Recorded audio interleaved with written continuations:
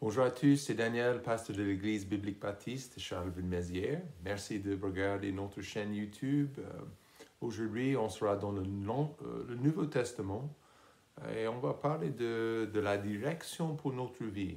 Et c'est très, très important dans la vie chrétienne de suivre la volonté de Dieu, de trouver la volonté de Dieu numéro un, et ensuite de suivre cette direction et cette volonté pour nos vies. Donc, je peux bosser jour après jour dans le centre de sa volonté. Je peux aller à l'étranger pour être missionnaire hors de la volonté de Dieu. Donc, tout dépend de ce que Dieu veut. Mais comment trouver sa direction pour notre vie? C'est tellement important. C'est quelque chose qui est important pour la vie chrétienne. Éphésiens chapitre 1, verset 15 à 19. Éphésiens chapitre 1, verset 15 à 19. C'est pourquoi, ayant aussi entendu parler de votre foi en Seigneur Jésus et de votre charité envers tous les saints, je ne cesse de rendre grâce pour vous en faisant mention de vous dans mes prières, afin que le Dieu de notre Seigneur Jésus-Christ, le Père de gloire, vous donne un esprit de sagesse et de révélation dans sa connaissance, et qu'il éclaire les yeux de votre entendement, afin que vous connaissiez quelle est l'espérance à laquelle vous êtes appelés, et quelles sont les richesses de la gloire de son héritage dans les saints, et quelle est, envers nous qui croyons, l'infinie grandeur de sa puissance, conformément à l'efficacité du pouvoir de sa force. Prions. Cher Père Céleste, merci beaucoup pour la direction que tu nous donnes. Nous te remercions pour ta parole, la Bible, comment elle nous guide, elle illumine nos voies dans cette vie. C'est très compliqué, franchement, dans la vie, de trouver le bon chemin, de trouver où on doit être dans cette vie. Donc, merci pour la direction que tu nous donnes. Merci aussi pour la connaissance, la sagesse. Et nous sommes dans le besoin, Père. Nous prions ces choses au nom de Jésus-Christ. Amen. Il y a beaucoup de confusion dans le monde pour vivre. Donc, les gens, ils bossent, ils ne trouvent pas beaucoup de satisfaction avec un boulot, donc ils changent le boulot. Et en fait, beaucoup de gens sont dans la confusion pour la satisfaction et le bonheur au cœur, sont très frustrés par la direction du monde. Et ça, je me trouve dans ce cas-là. Donc, je me trouve frustré des fois par la direction du monde, mais je me recule un petit peu et je surveille les actualités dans notre monde et je comprends bien que celui qui est en Christ, nous avons en Jésus le seul chemin. Nous avons en Jésus le seul Seigneur, celui qui nous aide, qui nous protège et qui nous guide. Donc, j'ai lu un auteur, M. Mark Boyle. Il a décidé un jour de vivre une vie sans la technologie, sans argent et sans luxe, sans même électricité. Et il a construit une cabane dans les bois et il a essayé, on va dire, il a essayé de vivre une vie simple et bon, sont les choses que nous voyons jour après jour. Mais il y a énormément de personnes qui cherchent la direction pour la vie, qui ne sont pas, même avec la technologie, même avec les luxes que nous avons aujourd'hui, ne sont pas très satisfaits, ils ne sont pas très non plus motivés pour se lever le matin. Et ça dépend de notre connaissance de Dieu, ça dépend aussi de notre direction pour la vie. Et les gens qui vivent dans cette vie pour les choses du monde, les trésors de ce monde, ils sont laissés vides. dans leur cœur, au fond de leur cœur. Ils sont sans fondation, sans direction. Quand le spirituel, le côté spirituel de nos âmes, de nos vies, quand on sait que ce côté spirituel est oublié. Si je dis que Dieu n'existe pas, alors j'ai un gros problème. Donc ça veut dire que je ne peux pas trouver une fondation pour ma vie. Je ne peux pas trouver les moyens pour vivre cette vie. Paul, dans le passage aujourd'hui, et vous savez comme moi, l'épître aux Éphésiens est phénoménal, vraiment phénoménal. Paul était en train de prier pour ces gens, en train de les encourager. Il était en fait encouragé par leur progression, par leur maturité. Et on voit ça en verset 15. C'est pourquoi, ayant aussi entendu parler de votre foi en Jésus, de votre charité envers tous. Donc, il a remercié le Seigneur. Paul était content, il n'était pas espion chrétien, il n'était pas en train de juste espionner les vies des autres, mais il avait entendu comment ils ont vécu leur vie chrétienne. Et ça, c'était encourageant, en fait, des bonnes nouvelles. Il avait emmené ces gens au Seigneur, gagné ces gens au Seigneur. Et il a remercié Jésus que ces gens étaient en train de vivre pour Dieu. Donc, on doit remercier le Seigneur ce matin ou aujourd'hui que nous ne sommes pas seuls dans la vie chrétienne. Donc, ça serait un peu de la misère si nous sommes sauvés, pardonnés de nos péchés, et aussitôt que ça arrive, donc nous sommes laissés tout seuls. Et ce n'est pas comme ça. Le moment où j'accepte Jésus, je suis donné la totalité de son esprit et je vis ma vie chrétienne dans la présence de Dieu, avec la présence de Dieu. Je dois déterminer de prier quotidiennement pour la direction de ma vie. Certainement, nous devrions prier pour la direction de notre Église, nos assemblées, notre assemblée locale. Mais nous voyons que Paul, verset 13, il dit « En lui, vous êtes aussi, après avoir entendu la parole de la vérité, l'évangile de votre salut, et avoir cru en lui.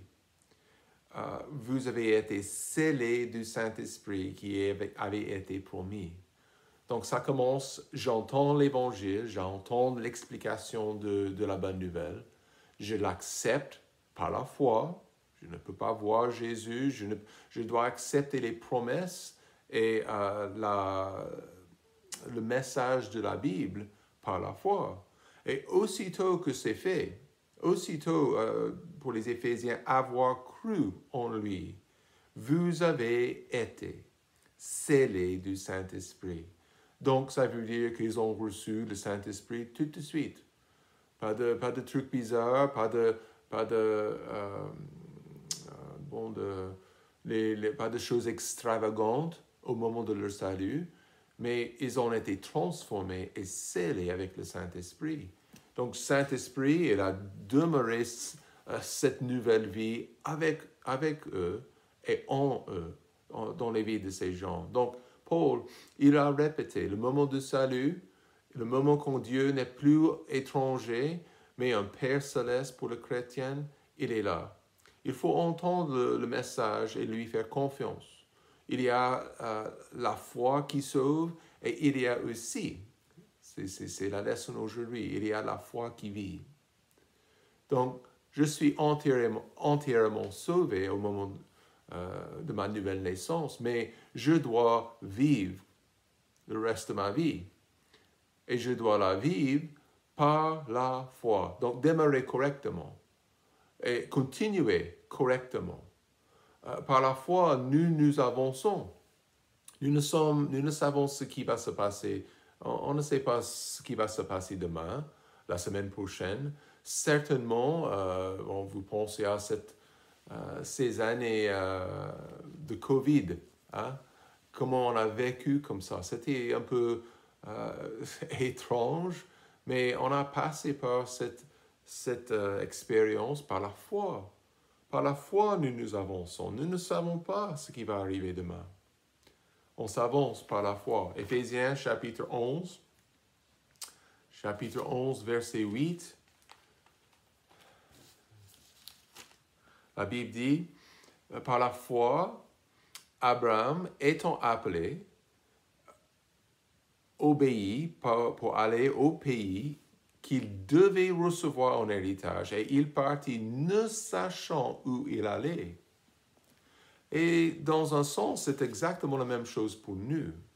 Nous sommes là, nous vivons par la foi.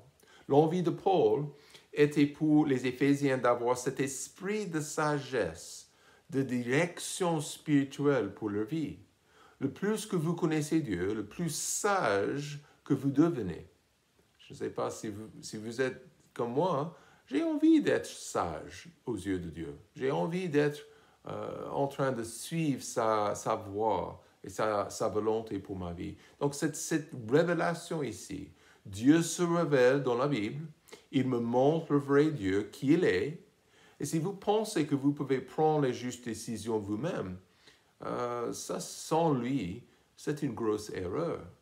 C'est une erreur que vous passez votre vie ou des semaines ou des mois sans vraiment chercher la direction de Dieu. Donc, si vous faites ça, c'est une grosse erreur.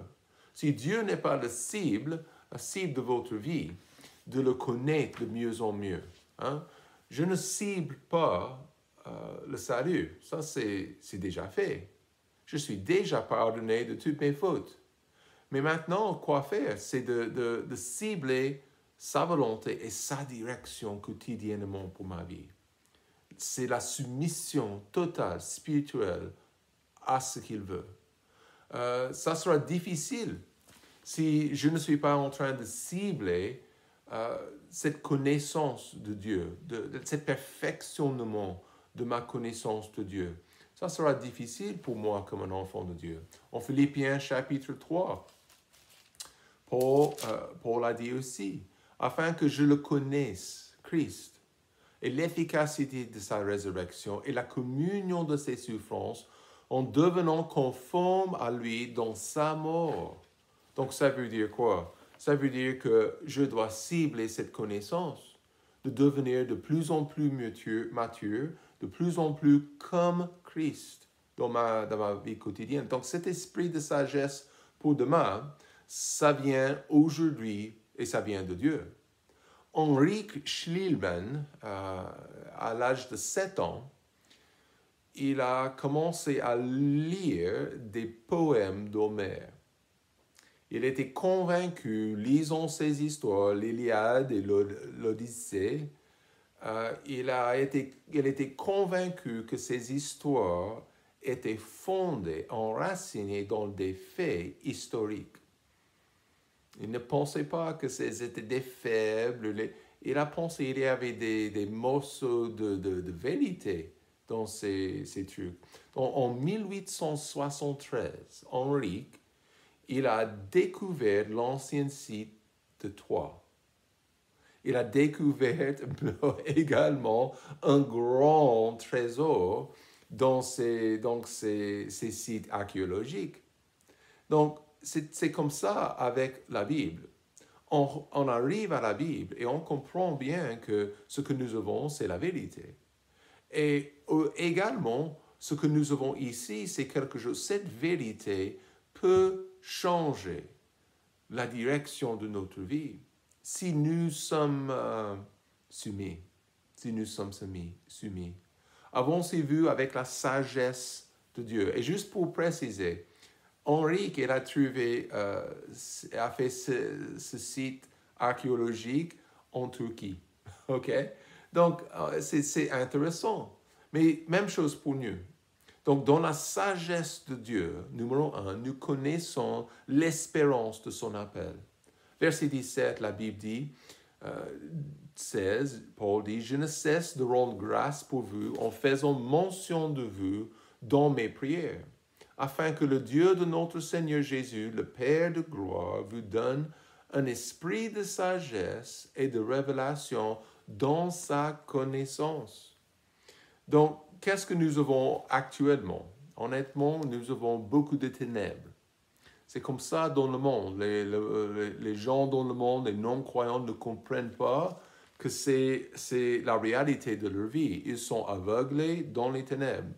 Mais vous, 1 Pierre chapitre 2, verset 9, vous êtes la race élue, le sacrificature royal, la sainte, nation sainte, le peuple acquis, pour annoncer les vertus de celui qui vous a appelé des ténèbres à sa merveilleuse lumière. Voilà la situation. Quel changement est-ce que le Seigneur effectue dans nos vies? Et l'idée que je ne suis plus dans les ténèbres, c'est extraordinaire. Je suis maintenant dans sa merveilleuse lumière. Quelle grâce! Quelle grâce de connaître le Seigneur. Mais certains appels ne donnent pas de l'espérance. Okay? L'appel, il y avait, c'était à la fin de la Deuxième Guerre mondiale. Et j'ai lu une histoire par rapport de ces batailles autour et à l'intérieur de Berlin, en 1945. En fait, les généraux russes, ils ont fait appel à leurs soldats de continuellement de bombarder et de rentrer en ville. Mais le problème, c'était quoi? Les communistes, ils n'étaient pas vraiment concernés pour leurs soldats. Donc, c'était une boucherie. Ils ont envoyé groupe après groupe après groupe, et beaucoup de Russes, beaucoup de soldats russes ont perdu leur vie simplement parce que les Russes, les généraux n'étaient pas très intéressés, très concernés pour leur vie. Mais ils ont fait appel quand même. Ils ont ordonné l'avancement de ces troupes. Mais le croyant est rempli d'espoir. Même si certains appels dans le monde ne donnent pas cette espérance, l'appel de Dieu, c'est différent. N'oubliez pas le mot espérance dans la Bible ne parle pas d'un enfant qui espère, mais une certitude de l'avenir. C'est quelque chose sûr et certain. C'est pourquoi notre espérance, comme la Bible dit, est vivante. Notre espérance est vivante. Donc ça veut dire, ça me motive, ça m'encourage face à l'avenir. Ça m'encourage face à des épreuves dans ma vie. Et Paul, il a dit, afin que le Dieu de notre Seigneur Jésus, le Père de gloire, vous donne un esprit de sagesse, un esprit de révélation dans sa connaissance. Donc, c'est très important. Nous connaissons cet appel. Nous connaissons, maintenant que nous sommes sauvés, cet appel. Les poursuites de ma vie devraient être en ligne avec mon appel. Je ne vis plus pour moi-même. Je ne vis plus pour le monde. Je n'ai qu'une seule vie et quand je regarde l'avenir, je mets mon avenir en accord avec les priorités bibliques, avec ses desseins pour ma vie. C'est très important. Nous connaissons l'espérance de son appel maintenant. En Matthieu, vous connaissez peut-être ce verset, Matthieu chapitre 6, si je peux le trouver, Matthieu 6, verset 33, la Bible dit, « Mais cherchez premièrement le royaume de Dieu et sa justice, et toutes ces choses vous seront données par-dessus. » Cherchez premièrement le royaume de Dieu et sa justice. Ça, c'est sa volonté pour nous. Ça, c'est son appel.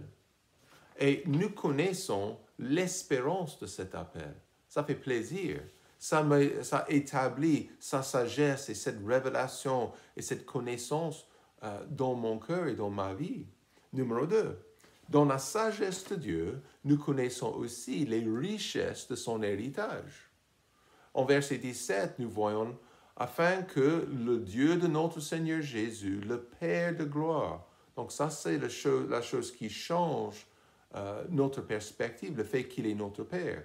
Mais nous connaissons les richesses de son héritage. Le Père de gloire vous donne un esprit de sagesse et de révélation dans sa connaissance. Je ne suis pas très riche, Mais de temps en temps, je vois les voitures de luxe, de sport, les Ferrari, des Lamborghini.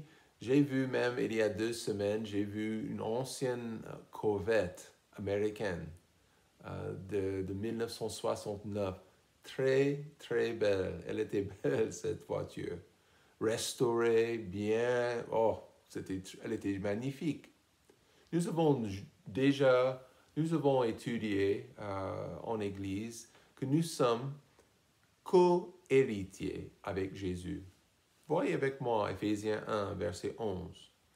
C'est en lui aussi que nous sommes devenus héritiers, ayant entendu prédestinés d'après le décret de celui qui opère toutes choses selon le dessein de sa volonté.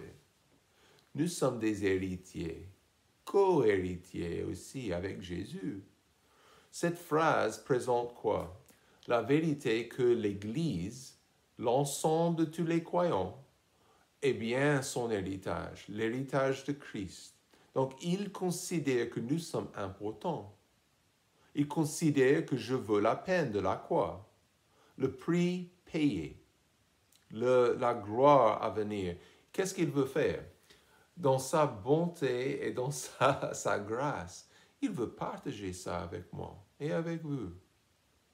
C'est extraordinaire. Mon avenir, c'est de prendre part dans ce moment glorieux, ce moment-là glorieux avec Jésus. Ça veut dire que je serai là avec lui quand il entre dans sa gloire et dans son royaume. Et le miracle, numéro 1, le miracle que je serai là. Numéro 2, le miracle, c'est je peux partager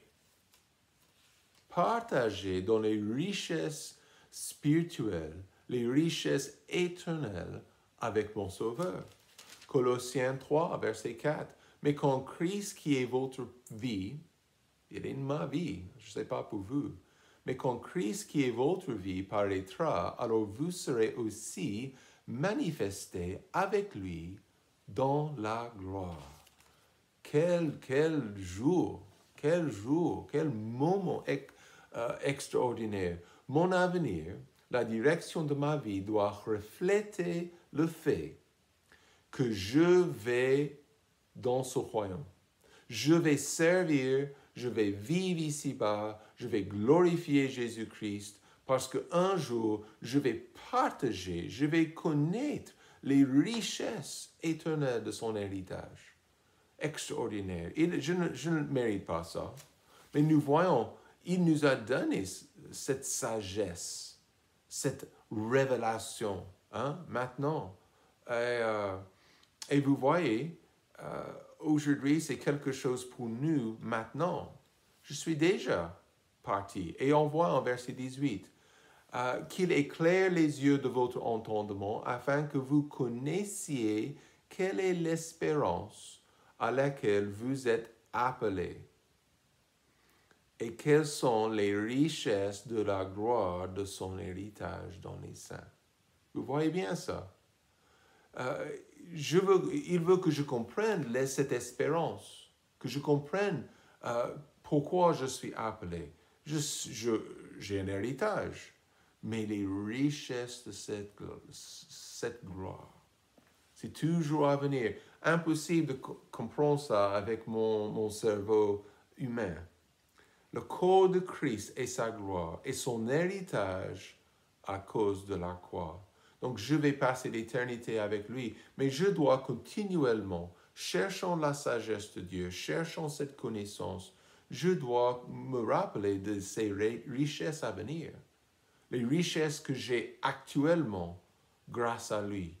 Et la troisième chose, la sagesse de Dieu, dans la sagesse de Dieu, notre objectif, c'est de s'avancer dans cette sagesse. Nous connaissons la grandeur de sa puissance. La grandeur de sa puissance. Et quelle est, verset 19, envers nous qui croyons, l'infinie grandeur de sa puissance conformément à l'efficacité du pouvoir de sa force. Quand je pense à la vie, et je pense à mon avenir, je comprends qu'il y a trop de choses qui sont hors de mes mains. Il y a trop de choses qui sont trop lourdes, trop difficiles, trop compliquées pour moi. Je ne peux pas les supporter. Impossible. Je ne peux pas contrôler les circonstances. Je ne peux pas manipuler les jours pour me plaire. Mon avenir, ce n'est pas possible. Mais j'habite dans un monde déchu. Et il y a des complications. Mais j'ai un Dieu qui est puissant. J'ai un Dieu qui est capable. En Éphésiens 3, verset 20, juste une petite page, tournez la page. Or, à celui qui peut faire, par la puissance qui agit en nous, infiniment plus que tout ce que nous demandons et que nous pensons. Encore, je relis ce verset. Or, à celui qui peut faire, par la puissance qui agit en nous, cette puissance qui agit en moi, infiniment plus que tout ce que nous demandons et que nous pensons. Oh, c'est fabuleux ça. Donc, dans la sagesse de Dieu, dans sa connaissance, nous connaissons la grandeur de sa puissance. J'ai un Dieu qui est puissant, il est capable. Il peut m'aider avec les problèmes de ma vie. Il peut m'aider avec les difficultés. Donc, si vous vivez la défaite, alors vous avez besoin de vous approcher de Dieu. Vous avez besoin peut-être de vous repentir de vos péchés, de revenir vers le Seigneur et de rétablir votre vie sur le roc. Dans votre vie quotidienne, vous avez besoin de sa force, sa puissance. Et on peut lui faire confiance parce qu'il est puissant. On peut chercher sa direction pour ma vie parce qu'il est sage. On peut vivre avec la sagesse et la connaissance parce que dans le monde, sans ça, sans lui, il n'y a rien du tout, pas d'espoir. Mais c'est grâce à Christ, grâce à son salut et grâce à ce perfectionnement spirituel dans nos vies.